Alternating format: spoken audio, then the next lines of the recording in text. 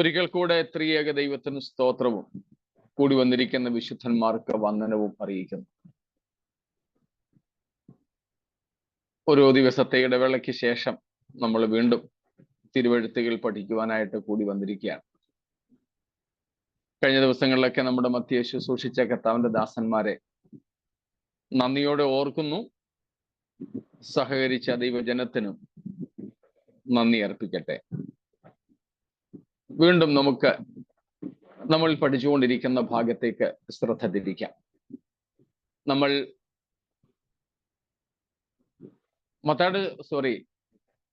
വെളിപ്പാട് പുസ്തകം 5-ാം അധ്യായം വരെയുള്ള കാര്യങ്ങളെ പഠിച്ചു.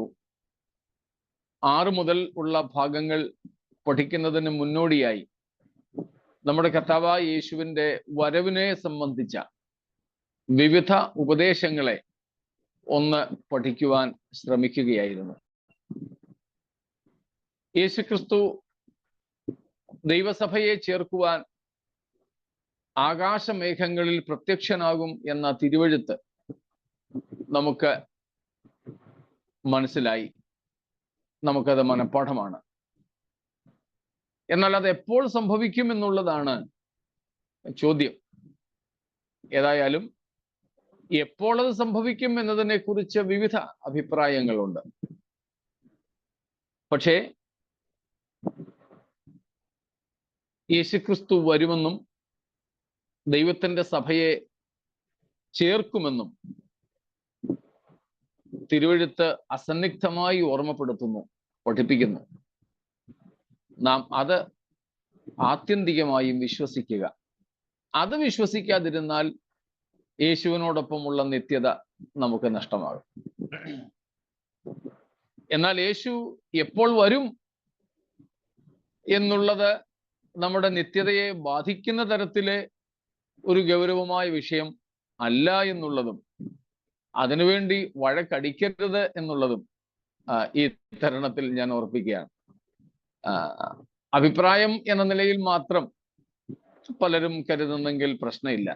എന്നാൽ അത് തമ്മിലുള്ള സ്നേഹബന്ധത്തിന് വിഘ്നമാകും അളവിൽ വഴക്കിനും വൈരാഗ്യത്തിനും ഇടയാകുന്നെങ്കിൽ ഇനിയും ഏത് സമയത്ത് യേശു വരുമെന്ന് വിശ്വസിക്കുന്നവരായാലും അവർ പോകത്തില്ലെന്നുള്ള സത്യം കേട്ടോ. സ്തോത്രം. പറഞ്ഞ മനസ്സിലായോ? ഇനിയിപ്പം യേശുവിന്റെ വരവ് മഹാപീഡനത്തിന് മുമ്പാണെന്നിരിക്കട്ടെ, നമ്മളത് വിശ്വസിക്കുന്നവരാ. പക്ഷേ മഹാപീഡനത്തിന് ശേഷമേ വരുത്തുള്ളെന്ന് ഒരുത്തം പറഞ്ഞാൽ, അല്ല മഹാപീഡനത്തിന് മധ്യത്തിൽ യേശു വരുമെന്നാണ് വേറൊരാൾ വിശ്വസിക്കുന്നതെങ്കിൽ, അവരോട് കയ്പ് വെച്ച്, അവരോട് വിരോധം വെച്ച്, വഴക്കുണ്ടാക്കി താറടിച്ച് മുമ്പോട്ട് പോവുകയാണെങ്കിൽ എൻ്റെ വിശ്വാസം ശരിയാണെങ്കിലും ഞാൻ പോകത്തില്ല. അതുപോലെ മറ്റൊരാളും. അതുകൊണ്ട് വിവിധ അഭിപ്രായങ്ങൾ നിലനിൽക്കുന്നു. പക്ഷേ നമ്മൾ അതിൽ ദൈവവചനത്തോടെ ഏറ്റവും അടുത്ത് നിൽക്കുന്നതിനെ മുറുകെ പിടിക്കാനായിട്ട് ശ്രമിക്കുകയായിരുന്നു. ഇനി നമ്മൾ വിശ്വസിക്കുന്ന വിശ്വാസം ഇല്ലാത്ത, നമ്മൾ സ്വീകരിച്ചിരിക്കുന്ന സിദ്ധാന്തം സ്വീകരിക്കാത്ത ഒരാളുണ്ടെങ്കിൽ ആളിനെ വെറുക്കണ്ട, ആളിനോട് വിരോധിക്കണ്ട, ആശയത്തെ ഖണ്ഡിച്ചോളൂ, കുഴപ്പമില്ല. പക്ഷേ വ്യക്തിയോട് നമുക്ക് വിരോധങ്ങൾ പാടില്ല. പിണക്കങ്ങളും വൈരാഗ്യങ്ങളും പകയും ഒന്നും പാടില്ല. വ്യക്തിഹത്യകൾ ഉണ്ടാകരുത്.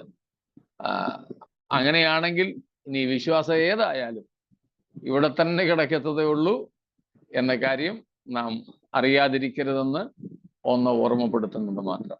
അപ്പോൾ ഈ വിശ്വാസം അല്ലെങ്കിൽ ഈ പഠനം, ഈ തത്വങ്ങൾ പരസ്പര ഭിന്നതയ്ക്ക് കാരണമാകരുത്. ഇതിലെ അടിസ്ഥാനപരമായ കാര്യം യേശു വരും, ദൈവസഭയെ ചേർക്കും എന്നുള്ളതാണ്. അതിൽ ഒരു വിട്ടുവീഴ്ചയ്ക്കും നാം ചെയ്യരുത്. യേശു വരും, ദൈവസഭയെ തന്നോട് ചേർക്കും. അത്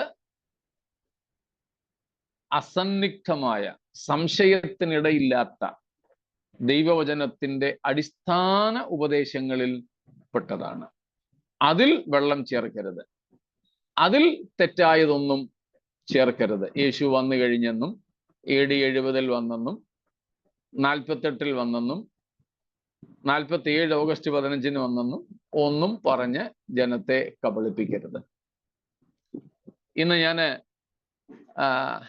രാവിലെ വന്ന ട്രെയിനിൽ, എക്സ്പ്രസ് ട്രെയിനിൽ ഞാൻ വന്ന് ഇവിടുത്തെ മെയിൻ സ്റ്റേഷൻ CST സ്റ്റേഷനിൽ ഇറങ്ങിയിട്ട് അവിടെ നിന്ന് ലോക്കൽ ട്രെയിനിൽ ഞാൻ താമസിക്കുന്ന സ്ഥലത്തേക്ക് വരികയായിരുന്നു. ബോംബെയില് പല ട്രെയിൻ ലൈനുകളുണ്ട്. അതില് ഞങ്ങൾ ഉള്ളത് ഹാർബർ ലൈനാണ്. ഹാർബർ ലൈൻ ആയിരുന്നു പണ്ട് ഏറ്റവും മോശമായ ട്രെയിനുകൾ ഓടുന്ന ലൈൻ. ഇപ്പം ട്രാൻസ് ഹാർബർ എന്നും പറഞ്ഞൊരെണ്ണം കൂടെ ഉണ്ട്. ഈ ഹാർബർ ലൈനിലും ട്രാൻസ് ഹാർബർ ലൈനിലുമാണ് മറ്റെല്ലായിടത്തും ഓടി തേഞ്ഞ് പഴകിയ വണ്ടി ഇട്ട് ഓടിക്കുന്നത്.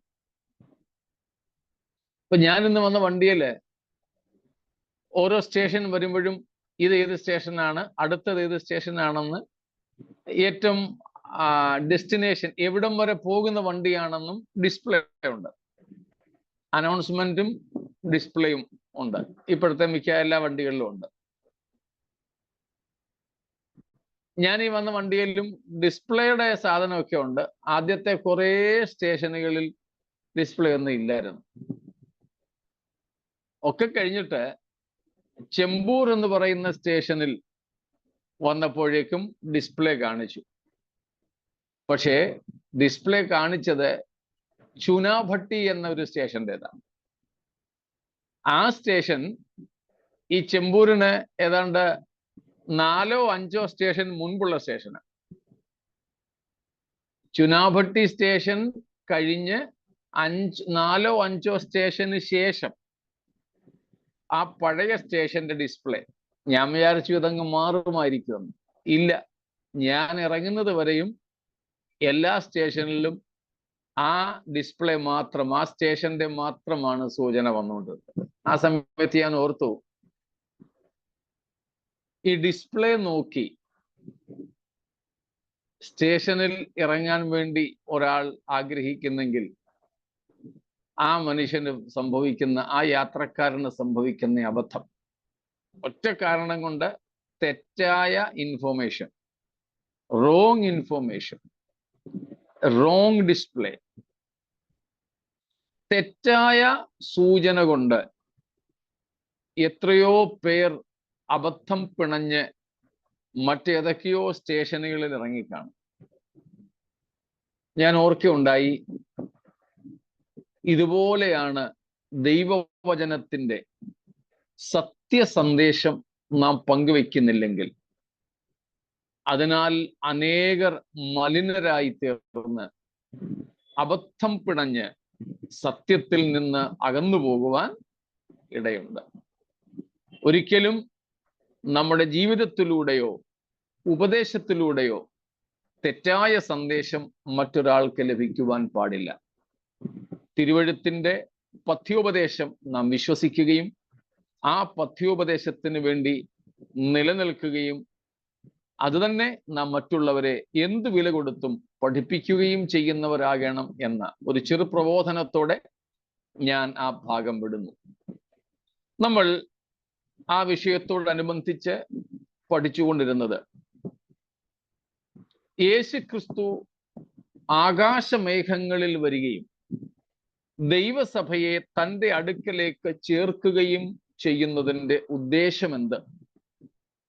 The purposes of Christ's secret coming or the mid-year advent or the rapture of the church. അതേ സംബന്ധിച്ച് 7-8 കാര്യങ്ങൾ നാം പഠിച്ച അനന്തരം കഴിഞ്ഞ ദിവസം നാം ഏറ്റവും ഒടുവിലായി പഠിച്ചത് the purpose of Christ's public and glorious coming. യേശുക്രിസ്തുവിന്റെ പരസ്യ തേജസ്സിലെ വരവിന്റെ ലക്ഷ്യമെന്ത് എന്നുള്ളതായിരുന്നു. നാം 5 കാര്യങ്ങളാണ് അതിൽ പഠിച്ചത്. ഓർമ്മ കാണുമല്ലോ.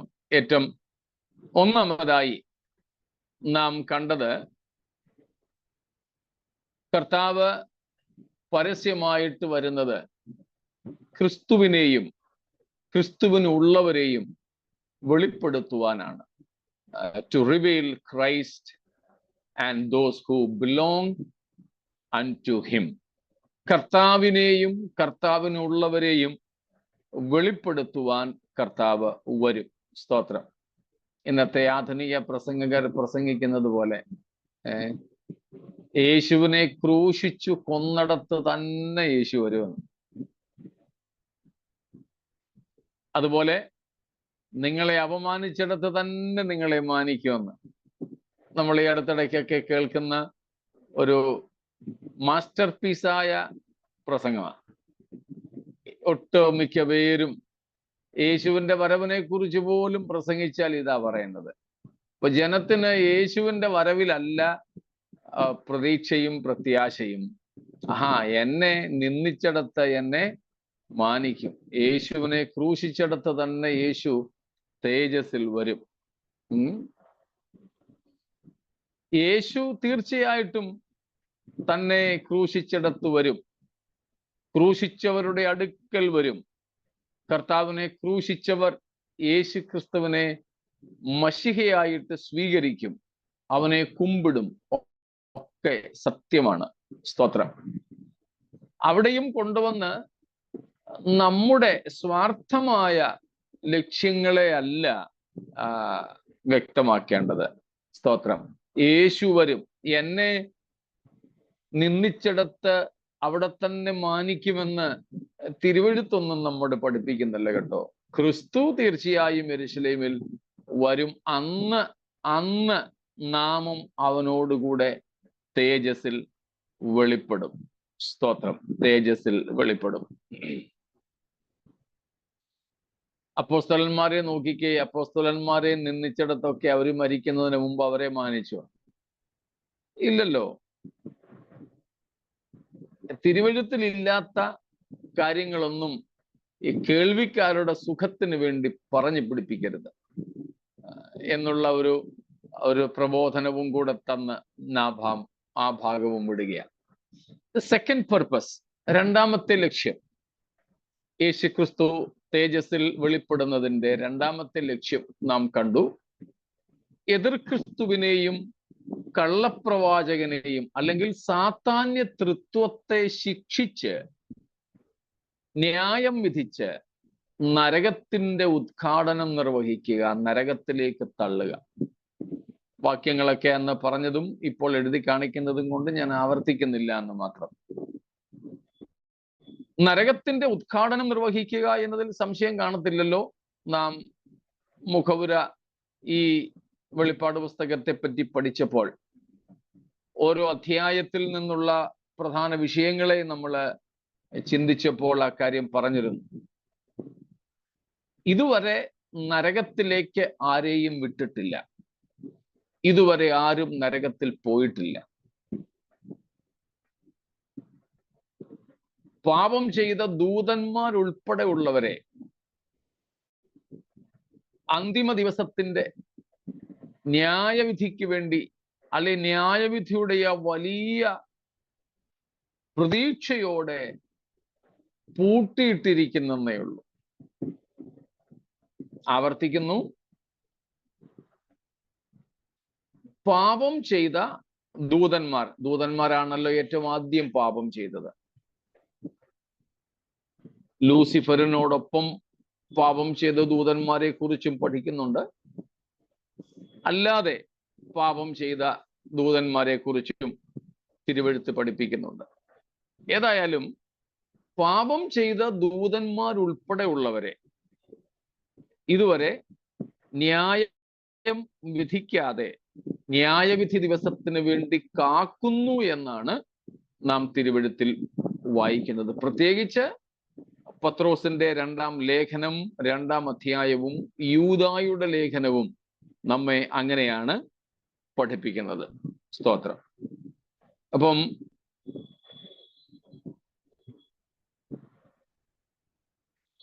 രണ്ട് പത്രോസ് രണ്ടാമത്തെ അധ്യായം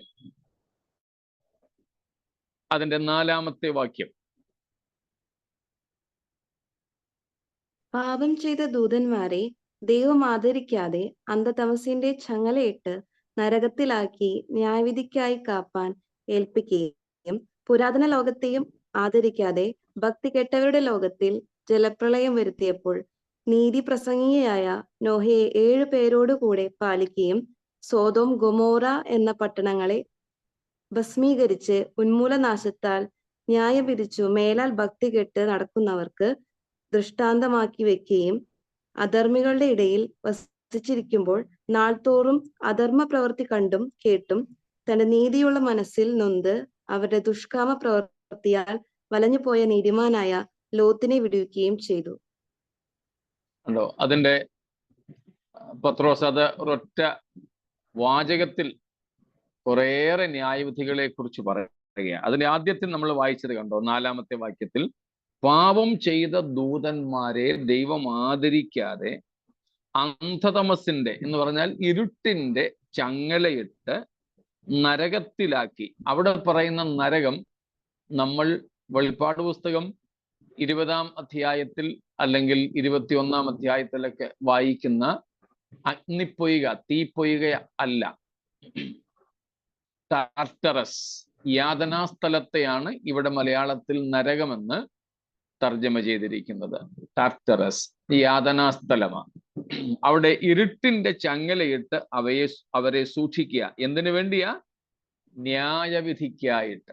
കാരണം ഇതുവരെ അവരുടെ ന്യായവിധി വന്നിട്ടില്ല. അതുപോലെ യൂദായുടെ ലേഖനം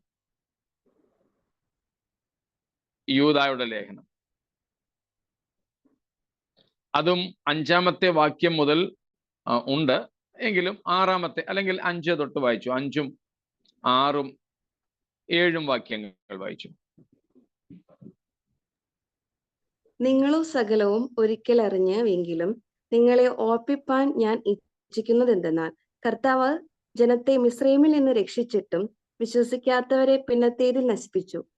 തങ്ങളുടെ വാഴ്ച കാത്തുകൊള്ളാതെ സ്വന്തം വാസസ്ഥലം വിട്ടുപോയ ദൂതന്മാരെ മഹാദിവസത്തിന്റെ വിധിക്കായി എന്നേക്കുമുള്ള ചങ്ങലയിട്ട് അന്ധകാരത്തിൻ കീഴിൽ സൂക്ഷിച്ചിരിക്കുന്നു. അതുപോലെ സോദോമും മതി മോളെ. പത്രോസും യൂദായും ഇവിടെ ന്യായവിധിയെ കുറിച്ചുള്ള ഭീകരമായ ഓർമ്മപ്പെടുത്തലാണ് നടത്തുന്നത്. ഏറ്റവും ആദ്യം പാപം ചെയ്ത ദൂതന്മാർ തുടങ്ങി പുരാതന ലോകത്തെ, ഇവിടെ പറയുന്ന പുരാതന ലോകം, പത്രോസിന്റെ ലേഖനത്തിലും യൂദായുടെ ലേഖനത്തിലും പറയുന്ന ആ പുരാതന ലോകവും പഴയ ലോകം, അത് ഏതാണ്? പ്രത്യേകിച്ച് പത്രോസ് പറയുന്നത് പ്രീ ആഡമിക് വേൾഡ്, ആദാമിനും മുമ്പുണ്ടായിരുന്ന ലോകത്തെ കുറിച്ചാണ്. പ്രീ ആഡമിക്, ആദാമിന് മുമ്പുണ്ടായിരുന്ന ലോകത്തെ കുറിച്ച് പറയുന്നുണ്ട്. പ്രത്യേകിച്ച് 2 പത്രോസ് 3-ാം അധ്യായത്തിൽ അതിന്റെ 5-6 വാക്യങ്ങളിൽ നാം അത് കാണുന്നുണ്ട്. അന്നുള്ള ലോകം എന്നാണ് നാം അവിടെ കാണുന്നത്. ആകാശവും വെള്ളത്തിൽ നിന്നും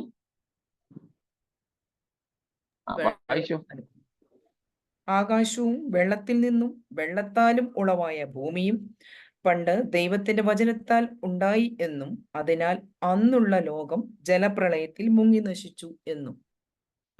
അന്നുള്ള ലോകം, അതിനെയാണ് പുരാതന ലോകമെന്ന് വിളിക്കുന്നത്.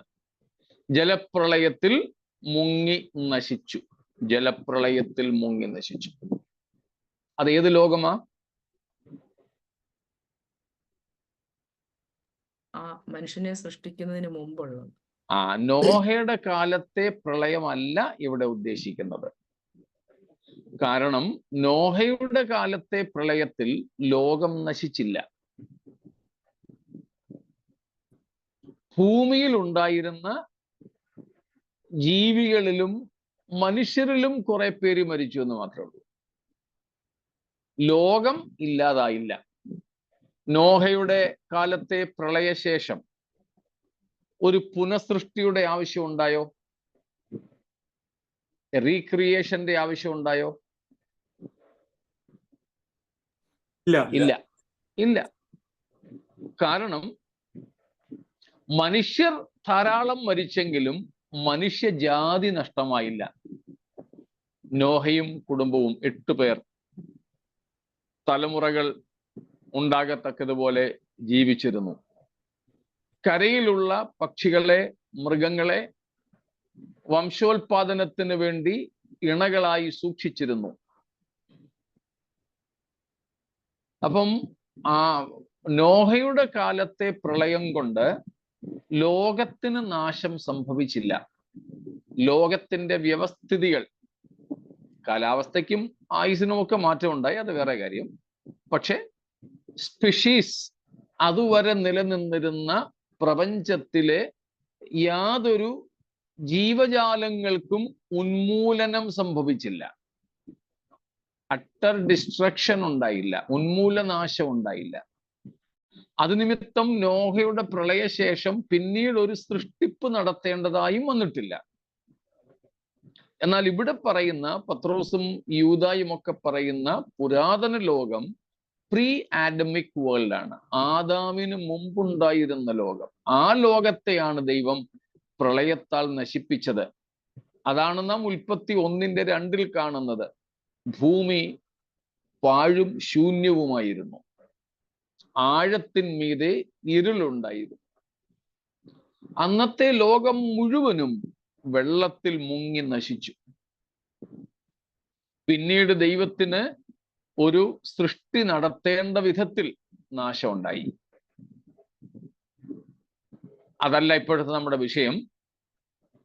അങ്ങനെ ആദ്യം പാപം ചെയ്ത ദൂതന്മാർ തുടങ്ങിയുള്ളവരെ കർത്താവ് ന്യായം വിധിച്ചോ? ഇല്ല.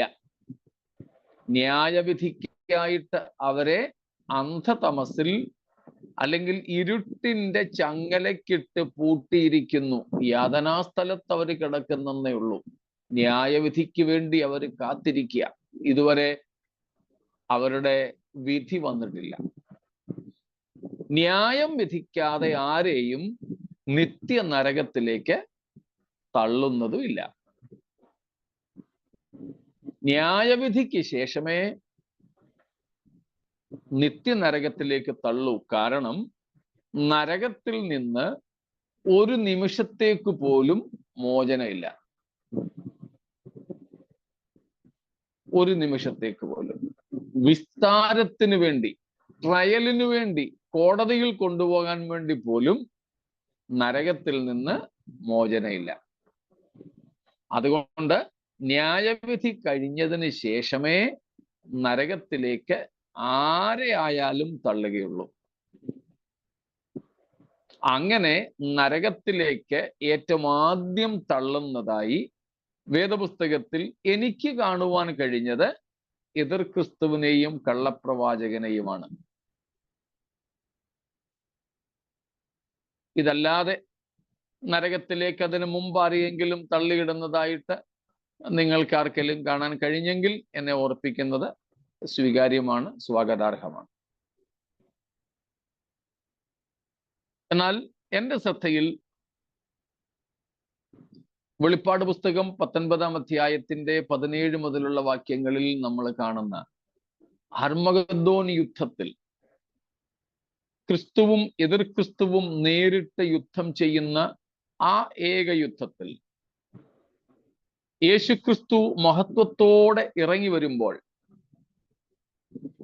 യേശുക്രിസ്തു തേജസ്സോടെ ഈ ലോകത്തിന്റെ ഭരണം ഏറ്റെടുക്കുവാനായിട്ട് വരുമ്പോൾ ക്രിസ്തുവിനെ എതിരിടുന്ന എതിർ ക്രിസ്തുവും കൂട്ടരും. പക്ഷെ ആദ്യമേ തന്നെ ക്രിസ്തു തന്റെ പ്രഭാവത്താൽ 2 തെസ്സലോനിക്കർ 2:8-9 വാക്യങ്ങളിൽ നമ്മൾ കഴിഞ്ഞ ദിവസം കണ്ടതാണ്. ക്രിസ്തു തൻ്റെ വായിലെ ശ്വാസത്താൽ, അല്ലേ? ഒന്നും കൂടെ നോക്കിക്കോളൂ. അവനെ കർത്താവായ യേശു തന്റെ വായിലെ ശ്വാസത്താൽ ഒടുക്കി തന്റെ പ്രത്യക്ഷതയുടെ പ്രഭാവത്താൽ നശിപ്പിക്കും. തൻ്റെ പ്രത്യക്ഷതയുടെ പ്രഭാവത്താൽ, തൻ്റെ വായിലെ ശ്വാസത്താൽ അധർമ്മമൂർത്തിയായ എതിർ ക്രിസ്തുവിനെ യേശു ക്രിസ്തു നശിപ്പിക്കും. അതാണ് അതിൻ്റെ പ്രായോഗികമായ, അതിൻ്റെ ലൈവായ അവസ്ഥയാണ് നാം വെളിപ്പാട് 19-ാം അധ്യായത്തിന്റെ അവസാന വാക്യങ്ങളിൽ കാണുന്നത്. അവിടെയാണ് അഗ്നിനരകത്തിലേക്ക് അല്ലെങ്കിൽ ഗന്ധകം കത്തുന്ന തീപ്പൊയ്കയിലേക്ക് ആരെയെങ്കിലും ഇടുന്നതായി നമുക്ക് കാണുവാൻ സാധിക്കുന്നത്. ആദ്യമായി കാണുന്നത് അവിടെയാണ്. വെളിപ്പാട് 19-ന്റെ 17, 18 വാക്യങ്ങൾ ഹർമഗദ്ദോൻ യുദ്ധത്തിന്റെ ഒരുക്കമാണ്. 19, 20, 21 വാക്യങ്ങൾ ഹർമഗദ്ദോൻ യുദ്ധമാണ്. Okay, this is A second last battle that will happen in this world. ഈ ലോകത്തിൽ സംഭവിക്കുവാനിരിക്കുന്ന ഏറ്റവും ഒടുവിലത്തേതിന്റെ നേരെ പുറകിൽ, ഏറ്റവും അവസാനത്തേതിന് തൊട്ടു മുമ്പ് സംഭവിക്കുന്ന യുദ്ധമാണ് ഈ അർമഗദ്ദോൻ യുദ്ധം. അതിന്റെ ഒരുക്കത്തെ പറ്റിയാണ് 19-ാം അധ്യായത്തിന്റെ 17, 18 വാക്യങ്ങൾ. അതിൽ 19 തൊട്ട് 21 വരെ ആ യുദ്ധം നടക്കുന്നു. ക്രിസ്തുവും എതിർ ക്രിസ്തുവും ആംനെ സാംനെ അഭിമുഖം നിൽക്കുകയാണ്. പക്ഷേ യുദ്ധത്തിന് വിസിലടിക്കുന്നതിന് മുമ്പ് തന്നെ യുദ്ധം കഴിയും. യുദ്ധത്തിന് 1, 2, 3 പറയുന്നതിന് മുമ്പ് തന്നെ യുദ്ധം തീരും. കാരണം യുദ്ധം ആരുമായിട്ടാ? തേജസ്സിൽ പ്രത്യക്ഷപ്പെടുന്ന ക്രിസ്തുവുമായിട്ടാണ്. കർത്താവിന് യുദ്ധം പോലും ചെയ്യേണ്ടി വരില്ല. കർത്താവിൽ നിന്നും ബഹിർഗമിക്കുന്ന തേജസ്സിന്റെ പ്രത്യക്ഷതയിൽ പിടിച്ചു നിൽക്കാൻ കഴിയാതെ തന്നെ എതിർ ക്രിസ്തുവും കൂട്ടരും നിഷ്പ്രഭരായിത്തീരും. മനസ്സിലാവുന്നുണ്ടോ? യേശുവിന് അവിടെ യുദ്ധമൊന്നും ചെയ്യേണ്ടി വരില്ല. പൗലോസ് അക്കാര്യം ഓർപ്പിച്ചത് കർത്താവിന്റെ വായിലെ ശ്വാസത്താൽ. അർത്ഥം നമ്മൾ കണ്ടായിരുന്നു. യേശു ഊതുന്നതൊന്നുമല്ല, ഇന്നത്തെ ചില പ്രവാചകന്മാരും ഒക്കെ ഊതുന്നത് പോലെ. വായിലെ ശ്വാസത്താൽ എന്ന് പറഞ്ഞത് കൊണ്ട് എന്നാ ഊതിക്കെടുത്തുക ഒന്നുമല്ല ചെയ്യുന്നത്. കർത്താവിന്റെ വായിൽ നിന്ന് പുറപ്പെടുന്ന വചനമാണ് അതിന്റെ അർത്ഥം. The spoken word that comes out of the mouth of Christ. ക്രിസ്തുവിന്റെ വായിൽ നിന്ന് പുറപ്പെടുന്ന വചനം, കൽപ്പിത വചനം, മൗഖിക വചനം, the അട്ടേർഡ് word, the word that proceeds from the mouth of Christ. അതിന് സൃഷ്ടി ചെയ്യാനും നശിപ്പിക്കുവാനും ഒക്കെ അധികാരം ഉള്ളതാണ്. സ്തോത്രം. നമ്മൾ ആ പറയുന്ന ഒരു 1000 വാക്ക് പറഞ്ഞാലും 1, 2 എണ്ണമേ ഫലിക്കത്തുള്ളൂ, അല്ലെങ്കിൽ പ്രയോജനപ്പെടുത്തുള്ളൂ. കർത്താവ് അതുപോലെയല്ല. കർത്താവിന്റെ വായിൽ നിന്ന് പുറപ്പെടുന്ന വചനം അത് ഇന്നായാലും അന്നായാലും അതിൻ്റെ പ്രവൃത്തി തികച്ചേ കർത്താവിങ്കിലേക്ക് മടങ്ങി വരികയുള്ളൂ. അതാണ് യെശയ്യാ 55-ാം അധ്യായത്തിന്റെ 10-ാമത്തെ വാക്യത്തിൽ നമ്മൾ വായിക്കുന്നത്. സ്തോത്രം. ആകാശത്ത് നിന്ന് എടുത്തോ. മഴയും ഹിമവും ആകാശത്തു നിന്ന് പെയ്യുകയും അവിടേക്ക് മടങ്ങാതെ വിതപ്പാൻ വിത്തും തിന്മാൻ ആഹാരവും നൽകത്തക്കവണ്ണം ഭൂമിയെ നനച്ച് ഫലവത്താക്കി വിളയിക്കുന്നത് പോലെ എൻ്റെ വായിൽ നിന്ന് പുറപ്പെടുന്ന എൻ്റെ വചനം ആയിരിക്കും. അത് വെറുതെ എൻ്റെ അടുക്കലേക്ക് മടങ്ങി വരാതെ എനിക്ക് ഇഷ്ടമുള്ളത് നിവർത്തിക്കുകയും ഞാൻ അയച്ച കാര്യം സാധിപ്പിക്കുകയും ചെയ്യും. Praise the Lord. ഇന്നും അങ്ങനെ തന്നെയാകട്ടോ. അതുകൊണ്ടാണ് നമുക്ക് കർത്താവിനോട് പ്രാർത്ഥിക്കാൻ പറ്റുന്നത്, കർത്താവെ എൻ്റെ വിഷയത്തിൽ ഒരു വാക്ക് കൽപ്പിക്കണമേ. ആ മത്തായി 8-ാം അധ്യായത്തിലെ ശതാധിപനെ പോലെ, സെഞ്ചൂറിയനെ പോലെ, കർത്താവെ നീ എൻ്റെ ബാല്യക്കാരനെ സൗഖ്യമാക്കാൻ വീട്ടിൽ വരെ വരണമെന്നില്ല, അങ്ങ് ആയിരിക്കുന്ന സ്ഥലത്ത് നിന്നൊരു വാക്ക് കൽപ്പിച്ചാൽ മതി. അതിവേഗം ഓടുന്ന ദൈവത്തിന്റെ വചനം അത് എന്ത് ലക്ഷ്യത്തിനായി ദൈവം അയച്ചോ ആ ലക്ഷ്യം നിവർത്തിക്കാതെ മടങ്ങുകയില്ല. ആ വചനമാണ് ഇവിടെ എതിർ ക്രിസ്തുവിനെ സംഹരിക്കുവാൻ കർത്താവ് ഉപയോഗിക്കുന്നത്. അതിനെ പൗലോസ് തൻ്റെ വായിലെ ശ്വാസം എന്ന് പറഞ്ഞിരിക്കുന്നു. അതിനെ വെളിപ്പാടിലെ യോഹന്നാൻ കാണുന്നത് യേശുവിന്റെ വായിൽ നിന്ന് പുറപ്പെടുന്ന ഇരുവായ്ത്തല വാൾ എന്നാണ്. Double edged sword that comes out of the mouth of Christ. ഇതെല്ലാം ഒന്ന് തന്നെയാണ്, കർത്താവിന്റെ വായിൽ നിന്ന് പുറപ്പെടുന്ന വചനം. ആ വചനത്തിന് പല പ്രവൃത്തികളുണ്ട്. അതിലൊരു പ്രവൃത്തിയാണ് നമ്മൾ കഴിഞ്ഞ ദിവസം കണ്ടത്, കർത്താവ് താൻ ഗംഭീരനാദം. അത് ക്രിസ്തുവിൽ മരിച്ചവരെ ഉയർപ്പിക്കുവാനും ക്രിസ്തുവിൽ ജീവനോടിരിക്കുന്നവരെ രൂപാന്തരപ്പെടുത്തുവാനുമാണ് ഉപയോഗിക്കുക. ഇവിടെ എല്ലാം യേശു ഉപയോഗിക്കുന്നത് തൻ്റെ വായിലെ വാക്കുകളാണ്. ആ വാക്കുകൾക്ക് അധികാരമുണ്ട്, ശക്തിയുണ്ട്. ഒന്നുമില്ലായ്മയിൽ നിന്നും സകലത്തെയും ഉള്ളതുപോലെ വിളിച്ചു വരുത്തുവാൻ അധികാരമുണ്ട്. ഉള്ളതിനെ ഇല്ലായ്മ ചെയ്യുവാൻ ആ വാക്കുകൾക്ക് അധികാരമുണ്ട്. യെരുശലേമിൽ നിന്ന് യേശുവിന്റെ അന്ത്യ ആഴ്ചയിലെ യാത്രയിൽ ഫലം തിരഞ്ഞിട്ട് കിട്ടാതിരുന്ന അത്തിയെ നോക്കി ശപിച്ചപ്പോൾ ക്ഷണത്തിൽ അത് വേരോടെ ഉണങ്ങിപ്പോയി. ഇതുപോലെ കർത്താവിന്റെ വായിൽ നിന്നും പുറപ്പെടുന്ന വചനത്തിന് സംഹാരശക്തിയുമുണ്ട്. സൃഷ്ടിപ്പിന്റെ ശക്തി മാത്രമല്ല, സംഹാരശേഷിയും ആ വചനത്തിനുണ്ട്. അതാണ് ഇവിടെ കർത്താവ് ഉപയോഗിച്ച് അർമ്മഗദ്ദോൻ യുദ്ധത്തിൽ വിജയിക്കുന്നത്. നാം കാണുന്നു, യുദ്ധം തുടങ്ങുന്നതിന് മുമ്പ് തന്നെ, അല്ലെങ്കിൽ യുദ്ധത്തിന്റെ ഏറ്റവും തുടക്കത്തിൽ തന്നെ, at the very beginning of the battle at Armageddon, ആ തുടക്കത്തിൽ തന്നെ എന്ത് ചെയ്യുന്നു? ശത്രുവിന്റെ ക്യാപ്റ്റനെയും വൈസ് ക്യാപ്റ്റനെയും നായകനെയും ഉപനായകനെയും ജീവനോടെ പിടിക്കുക. ഒസാമ ബിൻ ലാദനെ ജീവനോടെ പിടിക്കാൻ അമേരിക്ക ഏറെ ആഗ്രഹിച്ചു. LTT പ്രഭാകരനെ ജീവനോട് പിടിക്കാൻ ശ്രീലങ്ക ഉൾപ്പെടെയുള്ള, ഇന്ത്യ ഉൾപ്പെടെയുള്ള രാജ്യങ്ങൾ ആഗ്രഹിച്ചു. പറ്റിയില്ല.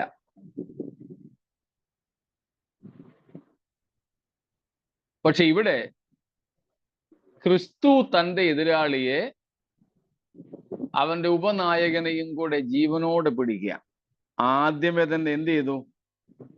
20-ാം വാക്യത്തിൽ നാം കാണുന്നു, ഒന്ന് വായിച്ചോളൂ. 19:20 റെവലേഷൻ. മൃഗത്തെയും അതിന് മുമ്പാകെ താൻ ചെയ്ത അടയാളങ്ങളാൽ മനുഷ്യരെ ചതിച്ച് മൃഗത്തിന്റെ മുദ്ര ഏൽക്കുകയും അതിന്റെ പ്രതിമയെ നമസ്കരിപ്പിക്കുകയും ചെയ്ത കള്ളപ്രവാചകനെയും പിടിച്ചുകെട്ടി ഇരുവരെയും ഗന്ധകം കത്തുന്ന തീപ്പൊയ്കയിൽ ജീവനോടെ തള്ളിക്കളഞ്ഞു. കണ്ടോ? ജീവനോടെ, യുദ്ധത്തിന്റെ തുടക്കത്തിൽ തന്നെ ജീവനോടെ മൃഗം അഥവാ എതിർ ക്രിസ്തുവിനെയും അവന്റെ മുദ്ര ഏൽപ്പിക്കുകയും ഭൂവാസികളെ കൊണ്ട് എതിർ ക്രിസ്തുവിനെ നമസ്കരിപ്പിക്കുകയും ചെയ്ത കള്ളപ്രവാചകനെയും പിടിച്ചുകെട്ടി ജീവനോടെ തീപ്പൊയ്കയിലേക്ക് തള്ളുകയാണ്. ഗന്ധകം കത്തുന്ന പൊയ്ക. അതുകൊണ്ടാണ് നരകത്തിന്റെ ഉദ്ഘാടനമെന്ന് ഞാൻ വിളിക്കുന്നത് അതിനെ. സ്തോത്രം. മനസ്സിലാവുന്നുണ്ടല്ലോ?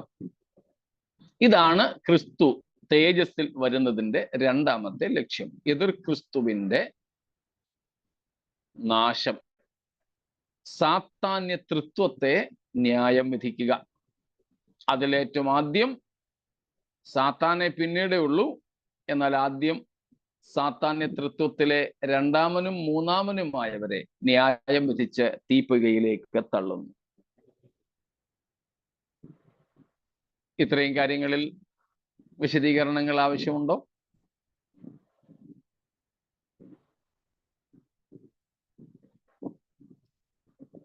ഇല്ലെങ്കിൽ മൂന്നാമത്തെ ലക്ഷ്യത്തിലേക്ക് നമ്മൾ പോവുകയാണ്. ഈ കാര്യങ്ങള് കഴിഞ്ഞ ദിവസം പഠിച്ചെങ്കിലും ഇപ്പൊ പറഞ്ഞ കാര്യങ്ങൾ നമ്മൾ അന്ന് ചിന്തിച്ചിരുന്നില്ലല്ലോ. ഫസ്റ്റ് ഈ പ്രീ ആഡമിക് വേൾഡിനകത്ത് ഉണ്ടായിരുന്ന ദൂതന്മാരാണല്ലോ ഇപ്പൊ അവിടെ ഈ അന്ധതമസിൽ കഴിയുന്നേ. അപ്പൊ ആ കൂട്ടത്തിൽ മനുഷ്യരുണ്ടായിരുന്നു? ഇല്ല, ആദ്യത്തെ മനുഷ്യൻ ആദാമ. അതെ, അതിനു മുമ്പ് മനുഷ്യരെ സൃഷ്ടിച്ചിരുന്നില്ല. മനുഷ്യന് മുൻപുള്ള ലോകമായിരുന്നു അത്. ആദ്യ മനുഷ്യൻ ആദം, അതിനു മുമ്പ് മനുഷ്യന്മാരില്ലായിരുന്നു. ഈ ആദാമിനെയൊക്കെ അനുഗ്രഹിച്ചപ്പോഴ് നിങ്ങൾ ഭൂമിയിൽ വീണ്ടും നിറയുന്ന പറഞ്ഞതെന്ന് അങ്ങനെ ഒരു വ്യാഖ്യാനം ഉണ്ടല്ലോ. റീപ്ലെനിഷ് എന്നുള്ള വാക്കിനായിരിക്കും വീണ്ടും എന്ന് ആൾക്കാർ വ്യാഖ്യാനിക്കുന്നത്. അത് റീപ്ലെനിഷ് എന്നത് ഒരു ഇംഗ്ലീഷ് പദമെന്നേ ഉള്ളൂ. പ്ലെനിഷ്, റീ എന്നല്ല അതിന്റെ അർത്ഥം, വീണ്ടും നിറയുക എന്നല്ല. ഇനി വീണ്ടും നിറയുക എന്നാണ് എങ്കിൽ പോലും ഒരു കുഴപ്പമില്ല. കാരണം മുമ്പ് ഭൂമി മറ്റേതോ സൃഷ്ടികളാൽ നിറയപ്പെട്ടിരുന്നു. ഇനി റീപ്ലെനിഷ് എന്നുള്ളതിന് വീണ്ടും നിറയുക എന്ന വ്യാഖ്യാനം കൊടുത്താൽ പോലും മുമ്പുണ്ടായിരുന്നവര് മനുഷ്യരായിരുന്നു എന്ന് ഇല്ല, അവരായിരിക്കണമായിരുന്നെന്ന് നിർബന്ധമില്ല. ആ ഒരു വാക്ക് അത് 1000 ആണ്ട് വാഴ്ചയിൽ സംഭവിക്കത്തില്ലയോ? ഭൂമി മുഴുവൻ ആളുകളെ കൊണ്ട് നിറയത്തില്ലയോ? അത് നിറയും, അതല്ല അവിടുത്തെ വിഷയം. ആദമനെ സൃഷ്ടിച്ചാക്കിയപ്പോൾ നീ സന്താന പുഷ്ടിയുള്ളവരായി നിറഞ്ഞ് എന്ന് പറയുന്നു. അവിടെ ഇംഗ്ലീഷിൽ കൊടുത്തിരിക്കുന്ന റീപ്ലെനിഷ് എന്നാണ്. ആ വാക്ക് വെച്ചുകൊണ്ടാണ് ചിലര് വ്യാഖ്യാനിക്കുന്നത് വീണ്ടും നിറയുക എന്ന്. അത് വീണ്ടും നിറയുക എന്നാണെങ്കിൽ പോലും മനുഷ്യരെ കൊണ്ടായിരുന്നു പണ്ട് നിറഞ്ഞിരുന്നത് എന്നർത്ഥമില്ല അവിടെ. കൂടാതെ ദൈവം നേരിട്ട് പറയുന്നത് നാം നമ്മുടെ സ്വരൂപത്തിൽ നമ്മുടെ സാദൃശ്യപ്രകാരം മനുഷ്യനെ ഉണ്ടാക്കുക. ഇതുവരെ ഉണ്ടാക്കിയിരുന്നില്ല. തിരുവെഴുത്ത് പുതിയ നിയമത്തിലും ആദിമ മനുഷ്യൻ എന്നാണ് ആദമനെ വിശേഷിപ്പിക്കുന്നത്. അങ്ങനെയാണെങ്കിൽ ബൈബിള് പറയാത്ത ഒരു കാര്യം ഒരു വാക്കിന്റെ അജ്ഞത കൊണ്ട്, ഒരു വാക്കിന്റെ അർത്ഥത്തിന്റെ അജ്ഞത കൊണ്ട് വ്യാഖ്യാനിച്ച് വെറുതെ ഗുലുമാല ഉണ്ടാക്കേണ്ട ആവശ്യം ഇല്ല. നമ്മുടെ കൂട്ടത്തിൽ പലരും അങ്ങനെയായി ചെയ്യുന്നത്. ഇല്ലാത്ത കുറെ അർത്ഥങ്ങൾ അവിടുന്ന് ഇവിടുന്ന് ഒക്കെ എടുത്തുകൊണ്ട് വരും. ആദ്യത്തെ മനുഷ്യൻ ആദമാണ്. ആദിയിൽ ദൈവം ആകാശവും ഭൂമിയും സൃഷ്ടിച്ചു എന്ന് പറയുന്ന ആ ഭൂമിയാണ് പക്ഷേ ഈ പുരാതന ലോകം. അതെ, ഓക്കെ, അതെ. ആ ഭൂമിയെയും ആകാശത്തെയും നശിപ്പിച്ചിരുന്നില്ല. ലോകം, അതിലുണ്ടായിരുന്ന വാസികളെയാണ്, അവരെയാണ് ആ വ്യവസ്ഥകളും അന്നുണ്ടായിരുന്ന ജീവജാലങ്ങളും ഒക്കെ ഉൾപ്പെടുന്നതാണ് ലോകമെന്ന് പറയുന്നത്. ആ ലോകത്തെയാണ് നശിപ്പിച്ചത്, പ്രപഞ്ചത്തെ ആയിരുന്നില്ല. അത് പാപം കൊണ്ടായിരിക്കുമോ അങ്ങനെ? അതെ, അതെ, അതെ. അപ്പൊ പാപം ചെയ്യാൻ സാധിക്കുന്ന ജീവികളായിരുന്നു അതല്ലേ? തീർച്ചയായിട്ടും. ദൂതന്മാർക്ക് പോലും അത് സാധിക്കുന്നുണ്ടായിരുന്നല്ലോ. അതുകൊണ്ടാണല്ലോ ലൂസിഫർ ഉൾപ്പെടെയുള്ളവർ പാപം ചെയ്തത്.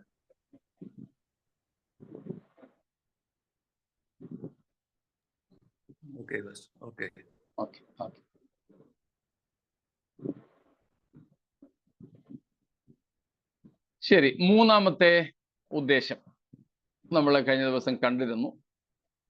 യേശുക്രിസ്തുവിന്റെ തേജസ്സിന്റെ പ്രത്യക്ഷതയുടെ, മഹത്വ പ്രത്യക്ഷതയുടെ, പരസ്യ പ്രത്യക്ഷതയുടെ മൂന്നാമത്തെ ലക്ഷ്യം ഇസ്രായേലിന്റെ അന്തിമമായ വീണ്ടെടുപ്പ്. അതേക്കുറിച്ചും ഇനിയും കൂടുതൽ വിശദീകരണത്തിന്റെ ആവശ്യമില്ലായിരിക്കുമല്ലോ. അന്തിമമായി ഇസ്രായേലിനെ വീണ്ടെടുക്കുകയാണ്. പിന്നെ ഒരിക്കലും പാപത്തിലേക്ക് അവർ പോകാതെ, പിന്നൊരിക്കലും അവർ ദൈവസന്നിധിയിൽ നിന്നും മാറിപ്പോകാത്തതുപോലെ അവർ എന്നേക്കുമായി ദൈവത്തിന്റെ സ്വന്തമായി തീരുന്ന ഒരവസ്ഥ. അതാണ് കർത്താവിന്റെ വരവിൽ സംഭവിക്കുന്നത്. അത് നമ്മള് യെശയ്യാ 63 കാണുന്നത് പോലെ തന്നെ ഇവിടെ വെളിപ്പാട് 19 അധ്യായത്തിന്റെ 15 വാക്യത്തിലും കാണുന്നുണ്ട്. ജാതികളെ വെട്ടുവാൻ, പ്രത്യേകിച്ച് അതിന്റെ 13 വാക്യത്തിലുണ്ട്, അവൻ രക്തം തളിച്ച ഉടുപ്പ് ധരിച്ചിരിക്കുന്നു. അതാണ് നാം, അതിന്റെ വിശദീകരണമാണ് യെശയ്യാ 63 കാണുന്നത്. എന്തുകൊണ്ടാണ് രക്താംബരം ധരിച്ചത്, രക്തം തളിച്ച ഉടുപ്പ് ധരിച്ചിരിക്കുന്നത്? വസ്ത്രത്തിലൊക്കെ എന്തുകൊണ്ടാണ് ചുമന്ന നിറം വന്നിരിക്കുന്നത് എന്നതിനൊക്കെ വിശദീകരണം അവിടെയുണ്ട്. അത് നാം ഇവിടെ കാണുന്നു. ജാതികളെ വെട്ടുവാൻ അവന്റെ വായിൽ നിന്ന് മൂർച്ചയുള്ള വാൾ പുറപ്പെടുന്നു. ഇപ്പൊ ശത്രുക്കളെ, ഇസ്രായേലിന്റെ ശത്രുക്കളെ നിഗ്രഹിച്ച് അവർ പണ്ട് മശിഹയെക്കുറിച്ച് പ്രതീക്ഷിച്ച് ആശിച്ചിരുന്നത് ഇപ്പോൾ മശിഹ അവർക്ക് വേണ്ടി ചെയ്തു കൊടുക്കുകയാണ്. രാഷ്ട്രീയമായ, അക്ഷരീയമായ വിടുതൽ, A final restoration of Israel. Spoken word അല്ലേ? അതെ, അട്ടേർഡ് വേർഡ് തന്നെ. കർത്താവിന് വേറൊന്നും ചെയ്യണ്ട. കർത്താവിന് അണുവായുധങ്ങളും പ്രയോഗിക്കണ്ട, ഹൈഡ്രജൻ ബോംബും വേണ്ട, ബയോളജിക്കൽ കെമിക്കൽ വെപ്പൺസ് ഒന്നും കർത്താവിന് ഉപയോഗിക്കണ്ട. വായിലെ വാക്ക് മാത്രം മതി. അപ്പൊ ഇവിടെ പറയുന്ന വായിലെ ഇരുവായത്തുള്ള വാൾ കർത്താവിന്റെ വായിൽ നിന്നും പുറപ്പെടുന്ന വചനം തന്നെ.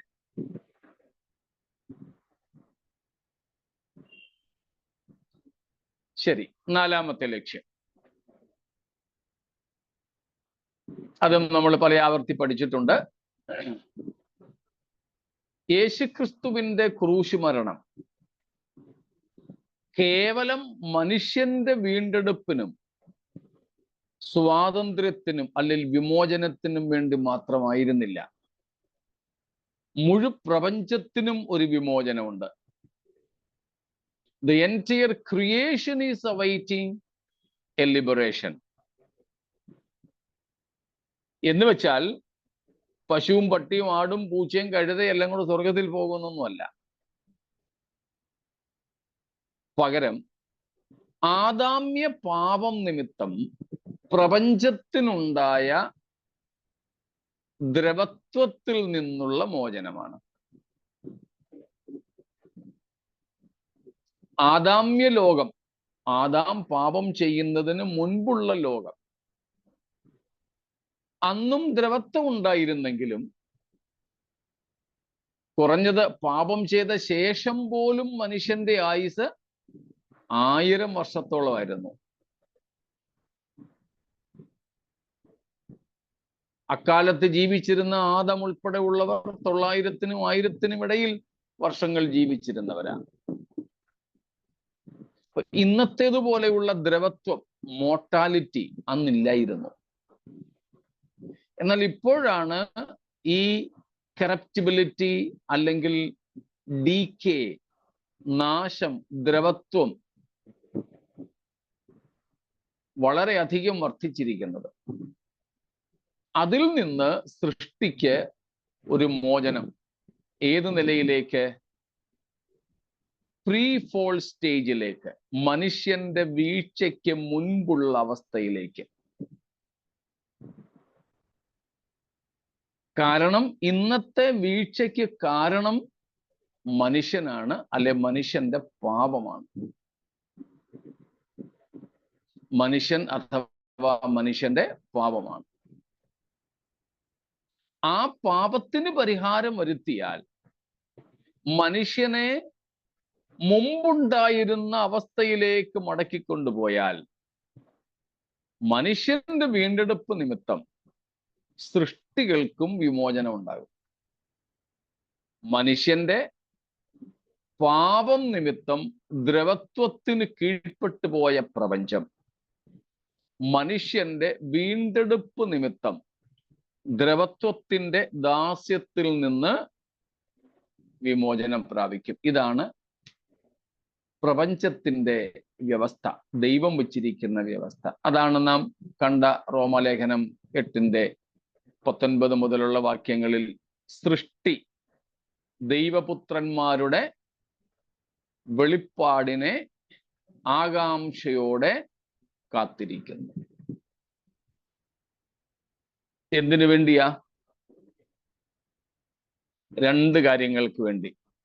എന്തൊക്കെ? ദ്രവത്വത്തിന്റെ ദാസ്യത്തിൽ നിന്നുള്ള വിടുതലിന് വേണ്ടി. രണ്ടാമത്തേത് ദൈവമക്കളുടെ തേജസ്സാകുന്ന സ്വാതന്ത്ര്യം പ്രാപിക്കുവാനും ഒരു വിടുതലും കൂടെ വേണം അതിന്. എന്തിന് കീഴ്പ്പെട്ടിരിക്കുന്നു എന്നാ? മായയ്ക്ക്, ഇല്യൂഷൻ. അപ്പോൾ മായയിൽ നിന്നും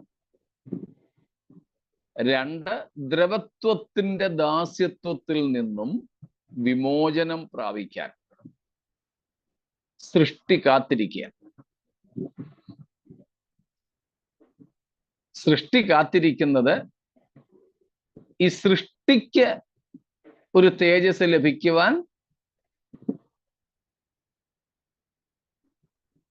സൃഷ്ടിക്ക് ഒരു തേജസ് ലഭിക്കുവാൻ അല്ല. സൃഷ്ടിക്കല്ല. അതുകൊണ്ടാണ് ഞാൻ മുമ്പേ പറഞ്ഞത് പട്ടിയും പൂച്ചയും ആടും ആനയും എല്ലാം കൂടെ സ്വർഗത്തിൽ പോകുന്നതും അദ്രവത്വം പ്രാപിക്കുന്നതും തേജസ് പ്രാപിക്കുന്നതും ഒന്നും അല്ല ഇവിടുത്തെ വിഷയം. അങ്ങനെ ആരും തെറ്റിദ്ധരിക്കരുത്. പക്ഷെ സൃഷ്ടിക്ക് എന്താ വേണ്ടത്? ദൈവപുത്രന്മാരുടെ തേജസ്സാകുന്ന സ്വാതന്ത്ര്യം.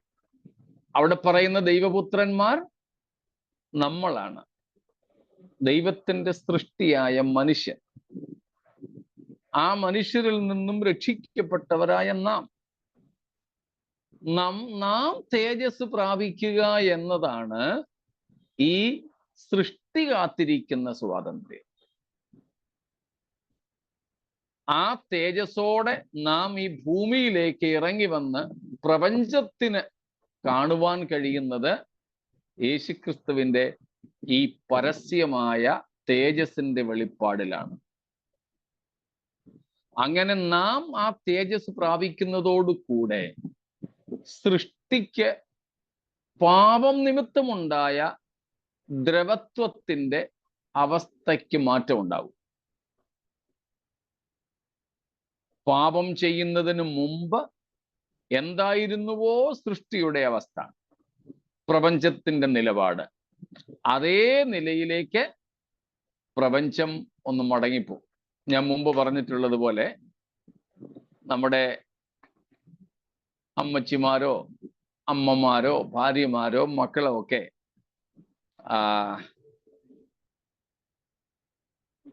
മിക്സി ഉപയോഗിക്കുന്നത് പോലെ 2 3 സ്പീഡ് ഉണ്ടല്ലോ, അത് 0 1 2 3. അവരത് നിർത്തുന്നത് 3യിൽ നിന്ന് 0യിലേക്ക് പോയിട്ടല്ല, റിവേഴ്സ് ചെയ്യുക. 3 2 1 0. ഇതേ റിവേഴ്സിംഗ് ആണ് ഇവിടെ നടക്കുന്നത്. അതിനെപ്പറ്റിയ യെശയ്യാവ് 11-ാം അധ്യായത്തിലൊക്കെ നമ്മോട് പറഞ്ഞിരിക്കുന്നത് അതാണ് അവിടെ രേഖപ്പെടുത്തിയിട്ടുള്ളത്. 11-ാമത്തെ അധ്യായത്തിൽ നമ്മൾ കാണുന്നുണ്ട്. അതിന്റെ 4-ാമത്തെ വാക്യം ഒന്ന് വായിച്ചോളൂ. 11:4, ഐശയ്യ 11:4.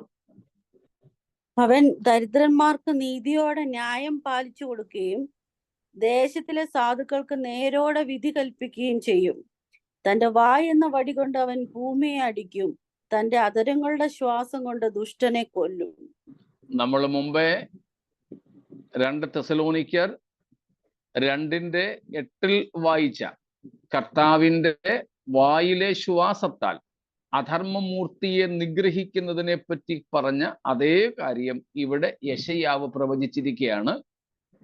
കർത്താവ് തൻ്റെ അധരങ്ങളുടെ ശ്വാസം കൊണ്ട് ദുഷ്ടനെ കൊല്ലും. ഇത് കർത്താവ് തേജസ്സോടെ ഭൂമിയിലേക്ക് വരുന്ന അവസ്ഥയെ പറ്റിയാണ്. അടുത്ത വാക്യങ്ങൾ കൂടെ ഒന്ന് വായിച്ചോളൂ. നീതി അവന്റെ നടുക്കെട്ടും വിശ്വസ്തത അവന്റെ അരക്കച്ചയുമായിരിക്കും. നീതിയോടെ ന്യായം വിധിക്കുന്ന കർത്താവിനെയാണ് നാം കാണുന്നത്. അന്ന് പ്രപഞ്ചത്തിന്റെ സ്വാതന്ത്ര്യം ഒന്ന് കേട്ടോളൂ അടുത്ത വാക്യങ്ങളിൽ. എന്നായി കുഞ്ഞാടിനോടുകൂടെ പാർക്കും, പുള്ളിപ്പുലി കോലാട്ടുകുട്ടിയോടുകൂടെ കിടക്കും. പശുക്കിടാവും ബാലസിംഹവും തടിച്ച മൃഗവും ഒരുമിച്ച് പാർക്കും. ഒരു ചെറിയ കുട്ടി അവയെ നടത്തും. പശു കരടിയോടുകൂടെ മേയും. അവയുടെ കുട്ടികൾ ഒരുമിച്ച് കിടക്കും. സിംഹം കാള എന്ന പോലെ വൈക്കോൽ തിന്നും. മുലകുടിക്കുന്ന ശിശു സർപ്പത്തിന്റെ പോതിങ്കൽ കളിക്കും. മുലകുടി മാറിയ പൈതൽ അണലിയുടെ പൊത്തിൽ കൈയിടും.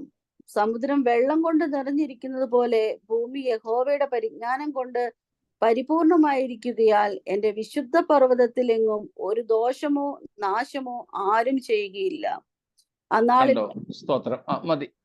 ഇതെല്ലാം 1000 ആണ്ട് വാഴ്ചക്കാലത്ത് പ്രപഞ്ചത്തിൽ സംഭവിപ്പാൻ പോകുന്ന കാര്യമാണ്. സൃഷ്ടികൾ തമ്മിലുള്ള ശത്രുത്വം ഇല്ലാതെയാകുന്നു. വന്യമൃഗങ്ങൾ, മാംസാഹാരികളായ മൃഗങ്ങൾ സസ്യാഹാരികളായി മാറുന്നു. അപ്പം ഇതെല്ലാം കൂടെ ചേർത്ത് വെച്ചാണ് പൗലോസ് പറഞ്ഞിരിക്കുന്നത്, സൃഷ്ടി ദൈവപുത്രന്മാരുടെ തേജസ്സാകുന്ന സ്വാതന്ത്ര്യം പ്രാപിക്കും എന്ന് വെച്ച് ഈറ്റുനോവോടിരിക്കുന്നു. ഈ ഒരു സ്വാതന്ത്ര്യം സൃഷ്ടികൾക്ക്, പ്രപഞ്ചത്തിന് നൽകുകയാണ് കർത്താവിന്റെ വരവിന്റെ ലക്ഷ്യം. ഇതിനോട് ചേർത്താണ് 5-ാമത്തേത് ഉള്ളത്. To establish his righteous eternal kingdom. 5-ാമത്തെ ലക്ഷ്യം നമ്മൾ കണ്ടായിരുന്നല്ലോ. യേശുക്രിസ്തു തൻ്റെ നീതിയുള്ള നിത്യരാജ്യത്വം സ്ഥാപിക്കുവാനായിട്ട് വരുന്നു. ഇങ്ങനെ എതിർ ക്രിസ്തുവിനെ മാറ്റി ലോക ഭരണം യേശു ഏറ്റെടുക്കുക. ഇപ്പോൾ നമ്മൾ വായിച്ചതുപോലെ നീതിയോടുകൂടെ കർത്താവ് ന്യായം വിധിക്കും. 1000 ആണ്ട് വാഴ്ചയായിരിക്കും ആദ്യം, അത് ഈ ഭൂമിയിൽ തന്നെ. അതേ തുടർന്ന് നിത്യതയിലേക്ക് പ്രവേശിക്കുകയാണ്. അതിനിടയിൽ ഒരു ചെറിയ ഇടവേളയുണ്ട്. സാത്താനെ ന്യായം വിധിക്കുന്നതും ഗോഗമാഗോഗ് യുദ്ധവും മരിച്ചവരുടെ ന്യായവിധിയും ഒക്കെ അടങ്ങുന്ന ഒരു കൊച്ചു ഗ്യാപ്പ് അതിനിടയിലുണ്ട്. എന്നാൽ ഈ 1000 ആണ്ട് വാഴ്ചയ്ക്ക് ശേഷം യേശുക്രിസ്തുവിന്റെ 1000 ആണ്ട് വാഴ്ച ഭൂമിയിലേത് തീർന്നാലും വേറെ ആരും അതിനിടയിൽ ഒരു ഇടക്കാല ഭരണകൂടം സ്ഥാപിക്കുന്നില്ല. ക്രിസ്തു തന്നെയാണ് അപ്പോഴും ഭരണം നടത്തുക. അതുകൊണ്ടാണ് 1000 ആണ്ട് വാഴ്ചയെ തുടർന്ന് നിത്യവാഴ്ച എന്ന് പറഞ്ഞിരിക്കുന്നത്. ഇങ്ങനെയുള്ള ലക്ഷ്യങ്ങളാണ് കർത്താവ് തേജസ്സിൽ മഹത്വത്തോടെ പരസ്യമായി വരുന്നതിനുള്ളത്. ഇവകൾ വ്യക്തമായി എന്ന് ഞാൻ കരുതട്ടെ. സംശയങ്ങൾ ഇവയിലുണ്ടോ? ഇല്ലെങ്കിൽ നമുക്ക് അടുത്തൊരു ഭാഗം ഒന്ന് തുടങ്ങി വയ്ക്കാം.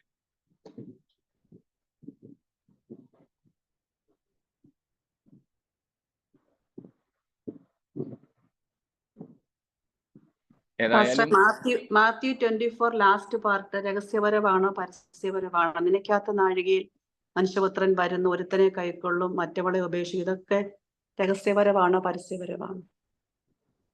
നിനയാത്ത നാഴികയിൽ ഉള്ള കർത്താവിൻ്റെ വരവ് രഹസ്യവരവാണ്. അന്നാണ് സ്വീകരണവും ഉപേക്ഷണവും നടക്കുന്നത്. ചിലർ എടുക്കപ്പെടുകയും ചിലർ കൈവിടപ്പെടുകയും ചെയ്യുന്നത്. നനയാത്ത നാഴികയിലെ കർത്താവിൻ്റെ വരവ് സഭയെ എടുക്കുവാൻ വേണ്ടി, സഭയെ ചേർക്കുവാൻ വേണ്ടി കർത്താവ് മണവാളനായിട്ട് വരുന്ന വരവാണ്. പക്ഷേ ഈ 1000 ആണ്ട് വാഴ്ചയിൽ മൃഗങ്ങളുടെ കാര്യം പറയുന്നത് മൃഗങ്ങൾ കാണുമെന്നാണോ? അതെ, പാമ്പും വന്യമൃഗങ്ങളെല്ലാം, കൊതുകും ഈച്ചയും ഒക്കെ കാണും. പക്ഷെ അന്ന് കൊതുക് രക്തം കുടിക്കത്തില്ല, സിംഹം വേറെ മൃഗത്തെ ഒന്നും കൊന്നു തിന്നത്തില്ല, അവയൊക്കെ പുല്ല് തിന്നോളും. പാപമില്ല. അന്ന് എന്തോ പാപമില്ലല്ലോ. അതെ, പാവന്നല്ല, സാത്താൻ ഇല്ലെന്ന്. അതെ, സാത്താനെ അന്ന് അഗാധ കൂപത്തിൽ ഈ 1000 ആണ്ട് വാഴ്ചയിലേക്ക് ബന്ധിച്ചിരിക്കുകയായിരിക്കും.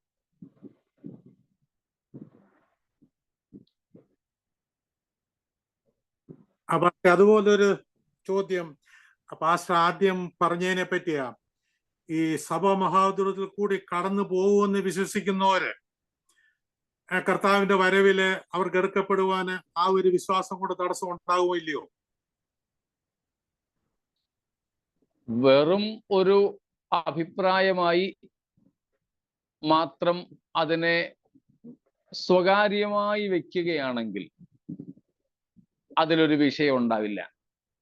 എന്നാൽ അത് ഒരു കടുത്ത ഉപദേശമായിട്ടെടുത്ത് ബാക്കിയുള്ളതിനെയൊക്കെ ഖണ്ഡിച്ച് പരിഹസിച്ച് ഇന്ന് പലരും സോഷ്യൽ മീഡിയയിലൊക്കെ ചെയ്യുന്നത് പോലെ ഒരു ദുരുപദേശ പ്രചരണം നടത്തുകയാണെങ്കിൽ സംശയിക്കേണ്ടിയിരിക്കുന്നു. ഒരു അഭിപ്രായം, ഞാൻ ഇതാ വിശ്വസിക്കുന്നത്, എനിക്ക് ഇത്രയാണ്, എനിക്ക് ഇങ്ങനെയാ മനസ്സിലായിരിക്കുന്നത്, അതുകൊണ്ട് ഞാൻ ഇതാ വിശ്വസിക്കുന്നത് എന്ന് പറയുകയാണെങ്കിൽ ആ ഒരു അണ്ടർസ്റ്റാൻഡിങ് കൊണ്ട്, അല്ലെങ്കിൽ ആ ഒരു മിസ്അണ്ടർസ്റ്റാൻഡിങ് കൊണ്ട് സ്വർഗം ഏതായാലും നഷ്ടപ്പെടില്ല.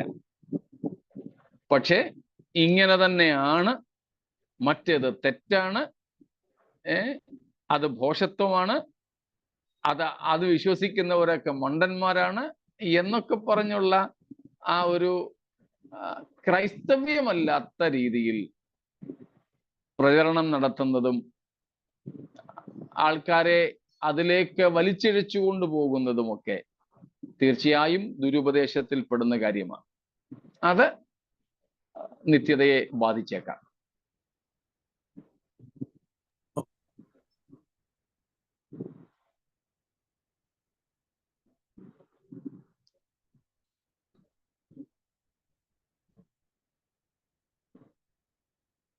ശരി, എങ്കിൽ നമുക്ക് ഇതുവരെ നമ്മൾ ചിന്തിച്ചതിനോടനുബന്ധിച്ച് യേശുക്രിസ്തുവിന്റെ രഹസ്യവരവ്, പരസ്യവരവ് എന്ന് നമ്മൾ പഠിച്ചത്, ആ 2 മുഖങ്ങളെ ഒന്ന് താരതമ്യം ചെയ്തും കൂടെ പഠിച്ച് നമുക്ക് ഈ പഠനം അവസാനിപ്പിക്കാം.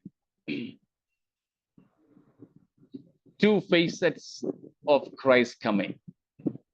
Just a comparison. നമ്മൾ ഇതുവരെ പഠിച്ച കാര്യങ്ങളായതുകൊണ്ട് ഒത്തിരി വിശദീകരണത്തിന്റെ ആവശ്യമില്ല. We can start it. കർത്താവിന്റെ 2 മുരുവശം കാണിച്ചു മോനെ.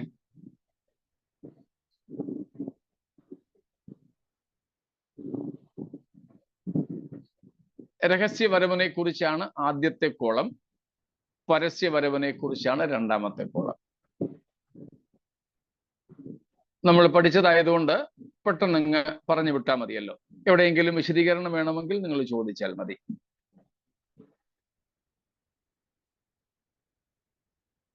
ഒന്ന്, രഹസ്യവരവ് സഭയെ ചേർക്കുവാനാണ്, തനിക്കായി കാത്തു നിൽക്കുന്നവരുടെ രക്ഷയ്ക്കായി എന്ന് എബ്രായർ 9:28 കാണുന്നു. അതേസമയം രണ്ടാം കോളത്തിലെ 1-ാം പോയിന്റ്, സഭയോടൊപ്പമാണ് കർത്താവ് വരുന്നത്. അപ്പോൾ രഹസ്യവരവ് സഭയ്ക്ക് വേണ്ടി, സഭയുടെ രക്ഷയ്ക്ക് വേണ്ടിയാണെങ്കിൽ, അല്ലെങ്കിൽ തനിക്കായി കാത്തു നിൽക്കുന്നവരുടെ രക്ഷയ്ക്ക് വേണ്ടിയാണെങ്കിൽ, പരസ്യവരവ്, തേജസ്സിലെ വരവ്, തേജസ്സിലെടുക്കപ്പെട്ട അല്ലെങ്കിൽ രക്ഷ പ്രാപിച്ച വിശുദ്ധന്മാരോടൊപ്പമാണ്, സഭയോടൊപ്പമാണ്. യൂദ 14-15 വാക്യങ്ങൾ, കൊലോസ്യർ 3:4 എന്നിവ നമ്മൾ ഓൾറെഡി കണ്ടു കഴിഞ്ഞതാണ്. ഇത് ഒന്ന് തരംതിരിച്ച് പ്രതിപാദിക്കുന്നെന്ന് മാത്രമേ ഉള്ളൂ. രണ്ടാമത്തെ പോയിന്റ്, രഹസ്യവരവ് മഹാപീഡനത്തിന് മുൻപാണ്. നമ്മൾ വിശദമായ കാര്യങ്ങൾ പഠിച്ചു. എങ്കിലും ചില വാക്യങ്ങൾ മാത്രം രേഖപ്പെടുത്തിയിരിക്കുന്നു. 1 തെസ്സലോനിക്കർ 1:9-10 വാക്യങ്ങളും 5-ാം അധ്യായത്തിന്റെ 4, 9, 10 വാക്യങ്ങളും. യേശുവിന്റെ രഹസ്യവരവ് മഹാപീഡനത്തിന് മുമ്പ്. എന്നാൽ രണ്ടാമത്തെ കോളത്തിൽ നാം കാണുന്നു യേശുവിന്റെ പരസ്യവരവ് മഹാപീഡനത്തിന് ശേഷം. നമ്മളിപ്പോൾ കണ്ടതുപോലെ തന്നെ വെളിപ്പാട് 19-11 മുതൽ 16 വരെയുള്ള വാക്യങ്ങൾ. മൂന്നാമത്തെ പോയിന്റ്, യേശുവിന്റെ രഹസ്യവരവ് സഭയുടെ മണവാളനായിട്ടാണ്. 2 കൊരിന്ത്യർ 11-2 വാക്യം. മറ്റു ധാരാളം വേദഭാഗങ്ങൾ യേശുവിന്റെ ഉപമകളിൽ തന്നെ ഉണ്ട്. As the bridegroom of the church, Yeshu Kristu സഭയുടെ മണവാളനായിട്ടാണ് വരിക. എന്നാൽ അതേ ഭാഗം പരസ്യവരവിൽ 3-ാമത്തെ പോയിന്റിൽ പറയുന്നത് as king and judge of the world, ലോകത്തിന്റെ ന്യായാധിപനും രാജാവുമായിട്ടാണ് യേശു വരിക. ക്രിസ്തുവിന്റെ പരസ്യവരവിൽ ക്രിസ്തു മണവാളനായിട്ടല്ല, ന്യായാധിപനും രാജാവുമായിട്ടാണ് വരിക.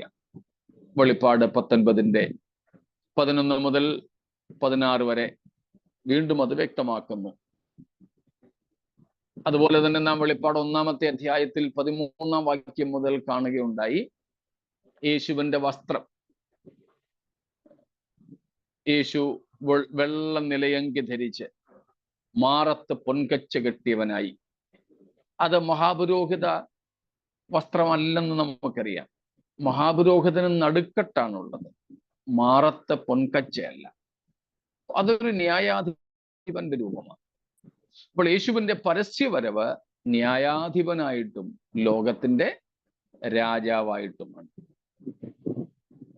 4-ാമത്തെ പോയിന്റിൽ രഹസ്യവരവ് അല്ലെങ്കിൽ യേശുവിന്റെ രണ്ടാം വരവിന്റെ ആദ്യ മുഖം, that is a secret coming, രഹസ്യവരവാണ്. 1 തെസ്സലോനിക്കർ 5:2. ഇപ്പോൾ ഓമന സിസ്റ്റർ ചോദിച്ച മത്തായി 24-ന്റെ അവസാന വാക്യങ്ങളിൽ യേശു തന്നെ പറഞ്ഞു, മനുഷ്യപുത്രൻ നനയാത്ത നാഴികയിൽ വരും. അതുകൊണ്ടാണ് നാം അതിനെ രഹസ്യവരവെന്ന് വിളിക്കുന്നത്. നനയാത്ത നാഴികയിൽ വരുന്നത് കൊണ്ടാണ്.